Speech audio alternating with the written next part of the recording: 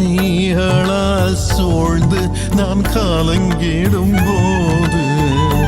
காப்பாது நின் கிருபை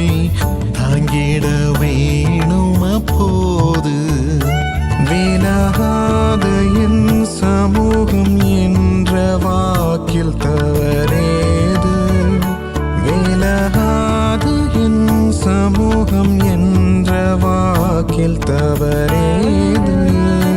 விசுவாசம் கொண்டு மெய் பாசமூண்டிட விக்கீரம் யாவிலும் வெற்றி காணுவேன் மலைவே